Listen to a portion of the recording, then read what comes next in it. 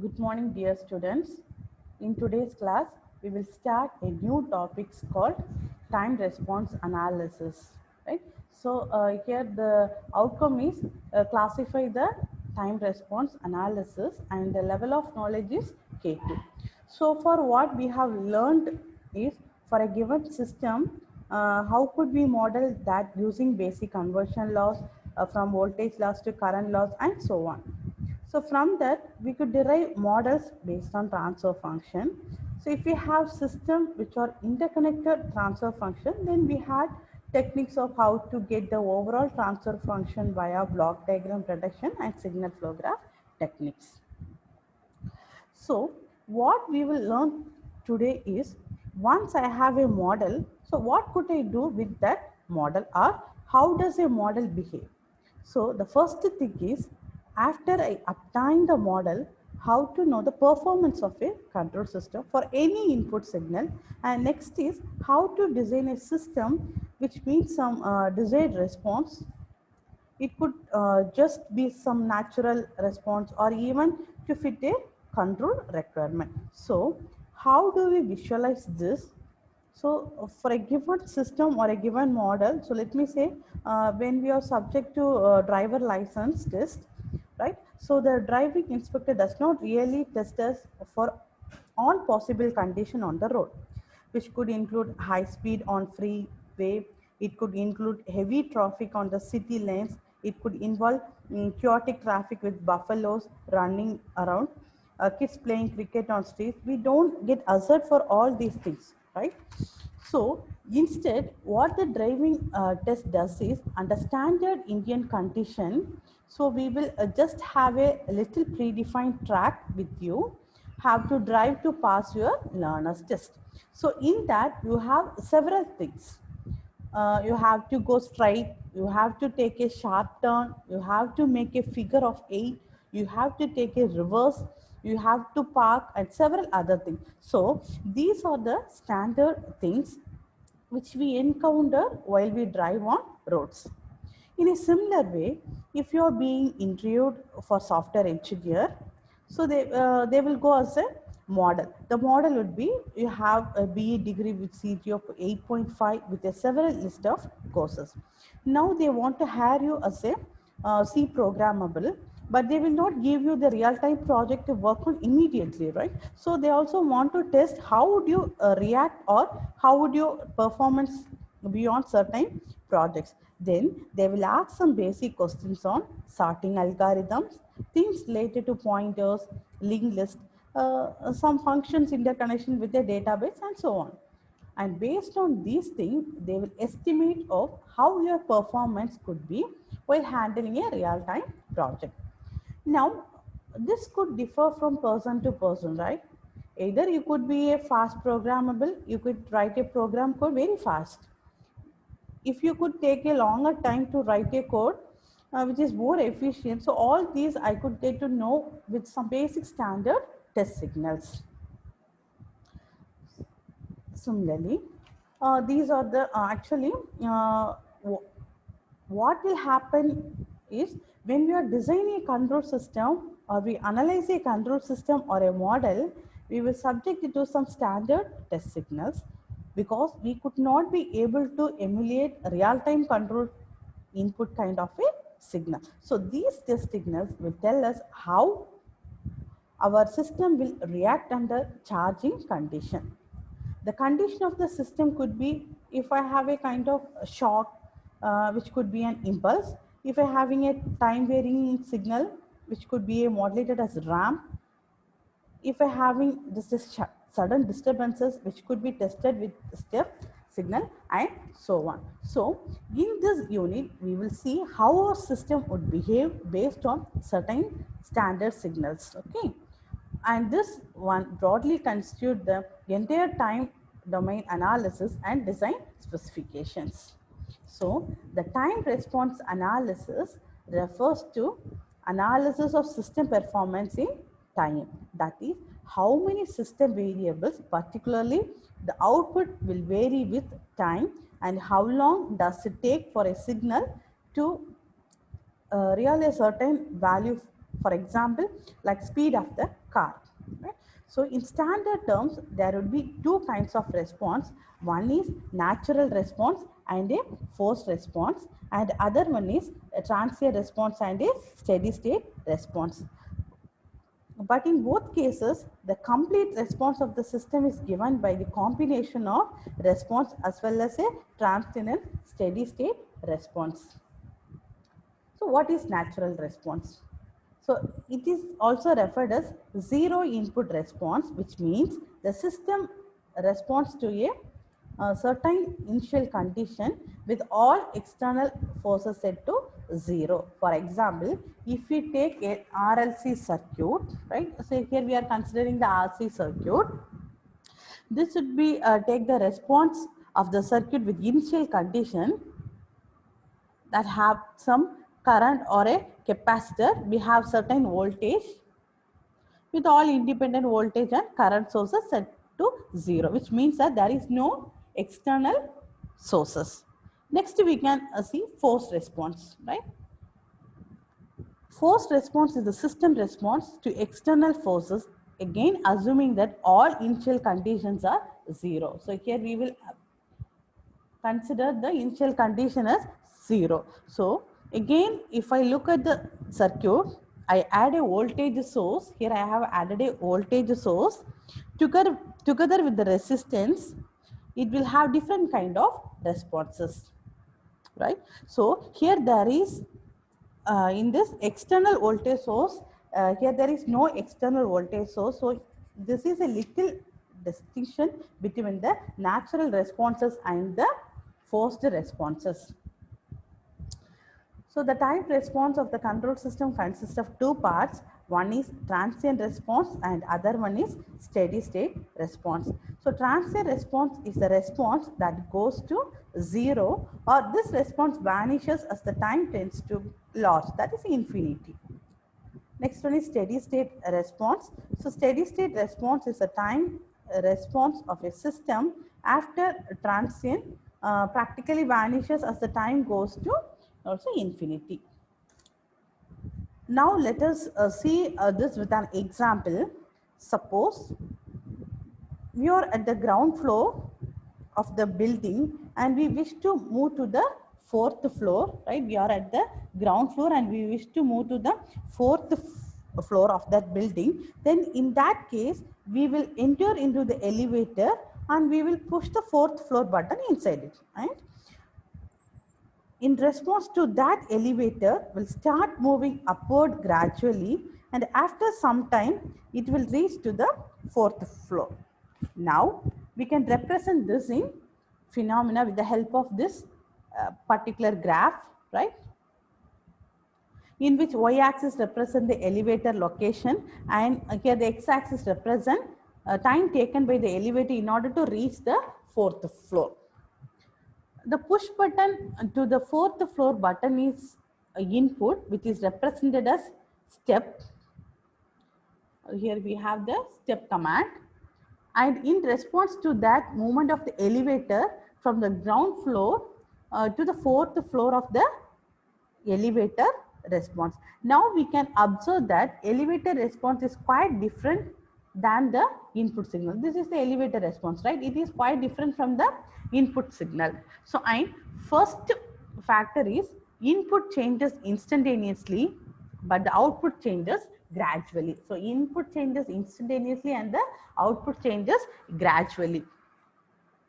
When we enter inside the elevator and we push the fourth floor button, then the input changes in an instant. But in response to that, movement of elevator takes some time in order to reach the fourth floor. So we all know that the elevator cannot directly jump to the ground floor to the fourth floor. So it has to cross the first floor and then into the second floor and then to third floor, and then after that finally it reaches the fourth floor, and that's why it takes some time, and due to this the output response or elevator response is quite gradual in nature. So the similar things happens with any control system. Wherever or whenever we apply any input command, right, and The input is instantaneous in nature. That is, desired response is instantaneous in nature. But the output of any control system is gradual in nature, because in the control system has to do some work in order to generate that output, and that's why the output response is quite different from it.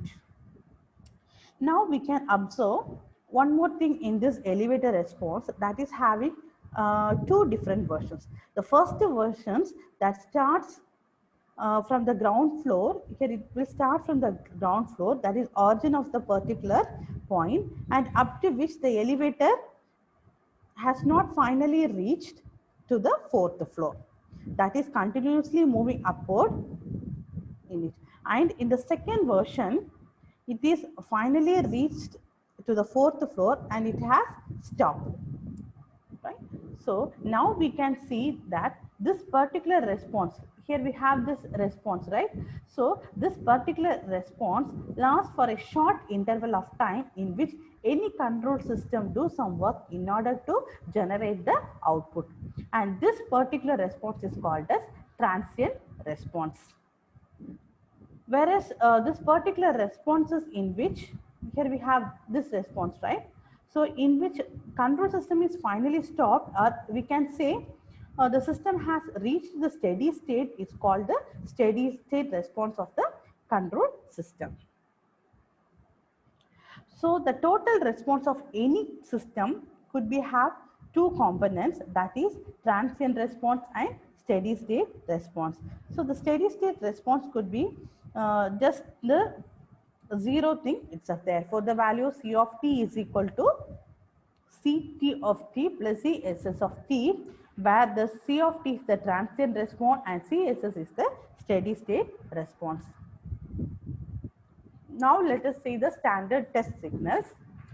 The knowledge of input signal is required to predict the response of the system, and the test inputs are used for testing the performance of the system. So the standard test signals would be impulse signal, step signal, ramp signal, and a parabolic signal and a sinusoidal signal. So these inputs are chosen because they capture many of the possible variations that can happen in a real-time scenario. As we said, the example of driving license and C programming, etc.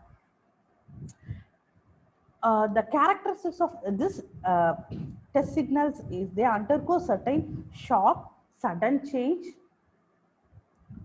and they are having a constant velocity and constant acceleration. So we know the definition in the topic of signal system itself, right? So coming to the impulse signal, there is always represented with del of t, right?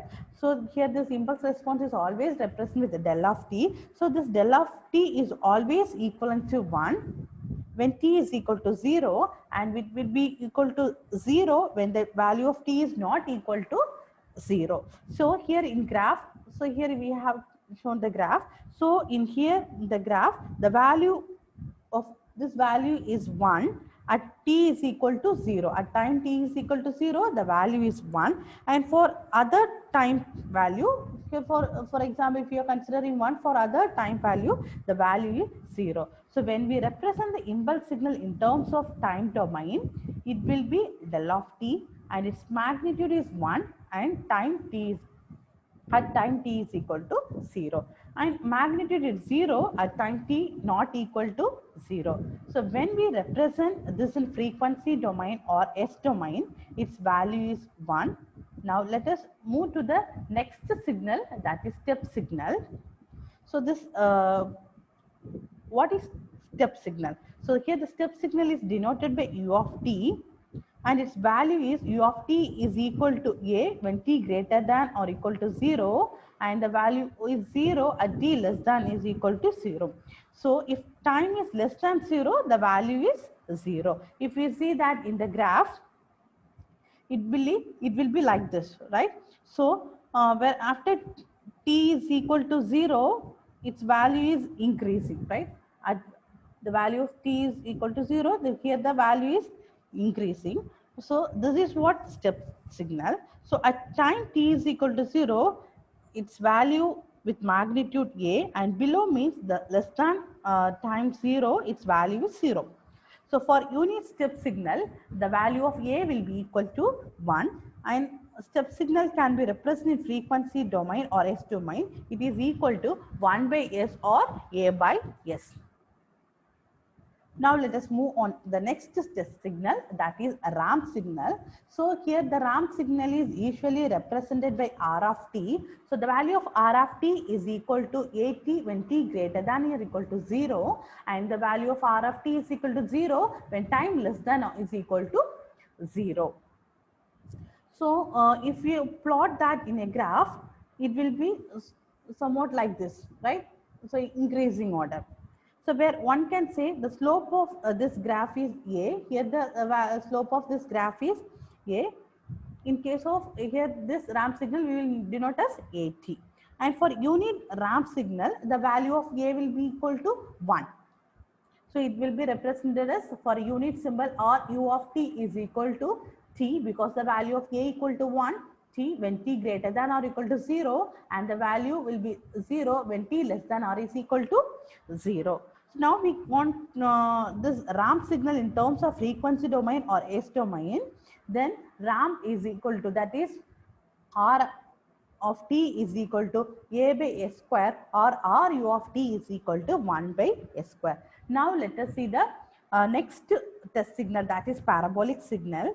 Parabolic signal is denoted by x of t or p of t, and its value is p of t is equal to a t square divided by 2 when t greater than or equal to 0. Here the value of t greater than or equal to 0 means here a t square divided by 2, and the value will be 0 when t less than or equal to 0. So to have the unit parabolic signal, the value of A will be equal to 1. So we can represent this parabolic signal in terms of unit parabolic, that is P u of t is equal to, for this value of A equal to 1 means we will get t square divided by 2 when t greater than or equal to 0. If you want this in frequency domain or S domain, so the parabolic signal can be represented as A by S square or 1 by S cube.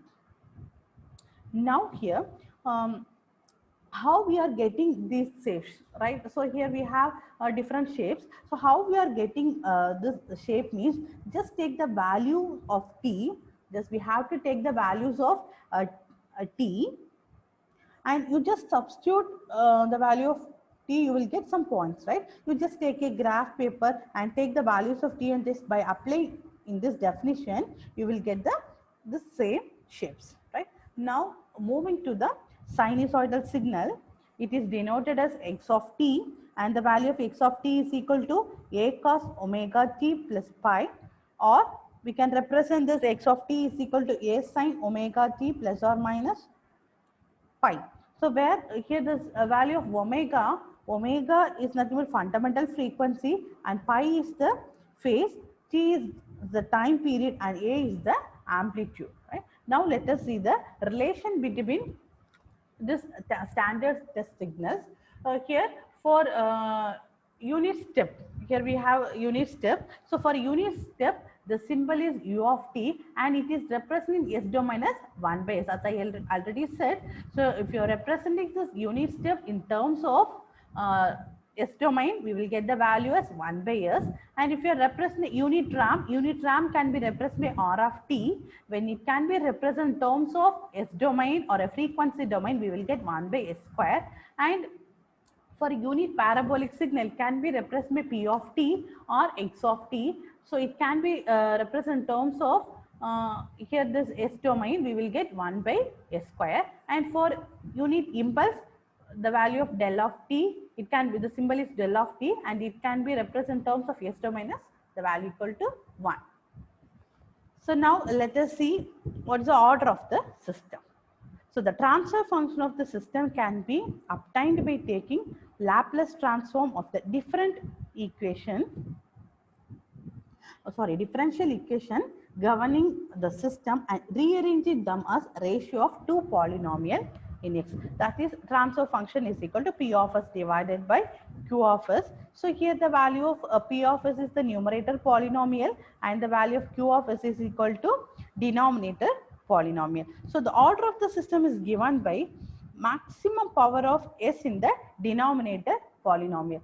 So how we can represent this order of the system means the maximum power of s in the denominator polynomial, that is q of s. So if the value of q of s is equal to a naught s power n plus a1 s power n minus 1 plus a2 s power n minus 2 plus etc. to a n minus 1 s plus an, then n is the n represent the order of the system. So if the value of n is equal to 0, then the system is 0 order system. If the value of n is equal to 1, then the system is first order system. If the value of n is equal to 2, then the system is second order system, and so on. So the order can be specified for both open loop system and the closed loop system. So value of n gives the number of poles in the transfer function. So now let us see some examples to find out the order of the system. The first example is we have to determine the order of the system for the given transfer function. So the given transfer function is g of s is equal to s into s plus 2 divided by s square plus 7s cube plus 10s square plus 5s plus 5. So we know how we can find out the order means. So we know the definition for the order of the system. So order of the system is given by maximum power or the highest power of s in the denominator polynomial. So here the denominator value is s power 4 plus 7s cube plus 10s square plus 5s plus 5.